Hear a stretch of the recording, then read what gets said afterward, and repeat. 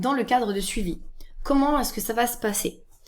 Est-ce que vous devrez regarder les étiquettes avec attention? Ça, de manière globale, c'est quelque chose que vous devrez faire tout le temps. D'accord? On sait jamais ce qu'on ajoute. C'est mieux de pouvoir comprendre qu'est-ce que l'on mange. Maintenant, pour pouvoir cibler les protéines nettes, parce que je vous rappelle que on ne veut pas manger 120 grammes de poulet par jour, mais par exemple 120 grammes de protéines issues de ces aliments dont je vous ai parlé tout à l'heure. Donc, dans le cadre de suivi, ça va se faire assez facilement puisqu'on va prendre une notion facile, rapide à appliquer. Vous voyez, vous l'avez ici, c'est une portion de protéines, c'est ce qui correspondra à votre paume de main. Si on regarde dans le détail, ici une paume de main, ça concernera environ 20-30 grammes de protéines nettes, d'accord, en fonction de chacun, donc de sa taille notamment, ou de son sexe. Ce que ça représente, c'est environ 85 à 113 grammes de viande cuite ou 2 œufs entiers. D'accord, 2 œufs, c'est une protéine, peu importe la taille que l'on fait. Si vous regardez un fromage blanc, c'est l'équivalent de 200 ml de fromage blanc. Donc ce que je fais, c'est que par exemple, je prends le fromage blanc, je regarde son étiquette, je regarde sa valeur pour 100 grammes ou 100 ml et de ce là, je convertis en fonction de l'indication qui vous sera donnée. C'est assez simple à mettre en place, donc vraiment essayez de prendre, par exemple moi une protéine, mon steak haché, c'est celui qui aura la taille de ma main.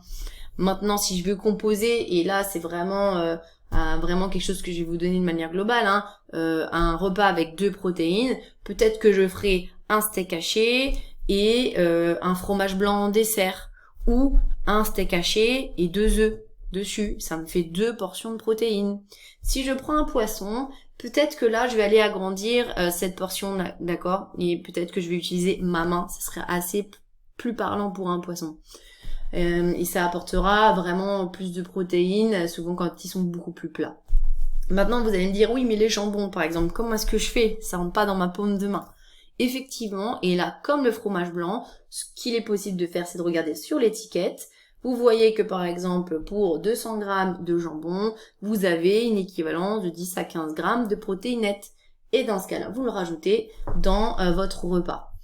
C'est comme ça qu'on procédera dans le suivi, c'est-à-dire que je vais vous donner une notion de portion et de grammage, donc vous aurez le choix, il y a des personnes qui sont plus à l'aise avec les grammages, mais je vais vraiment vous donner cette notion de portion parce que ça va vous permettre de vous détacher d'une balance, de ne pas créer de troubles alimentaires ou de lubies, d'accord? C'est juste de dire quand je prends un petit déjeuner ou un dîner, même ailleurs que chez moi, en vacances ou dans le cadre de mon boulot, je sais si j'ai assez de protéines dans ma journée.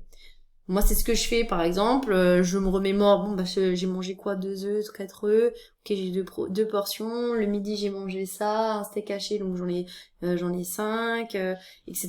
Et à la fin, je me dis, ah mince, il manque encore une portion, ou, j'en ai mangé un petit peu trop aujourd'hui. Donc ça va vraiment vous aider et de voir d'un coup d'œil si vous avez assez de protéines. Ça, c'est vraiment quelque chose de super à mettre en place, rapide et efficace. Et dans ce cas-là, vous utiliserez les protéines qui sont dans ce tableau dont on a parlé tout à l'heure et donc privilégier celles qui concernent les protéines du tableau vert le plus possible, celles-ci de temps en temps, donc 1 fois par jour c'est possible et ici plutôt 1 à 2 fois par semaine.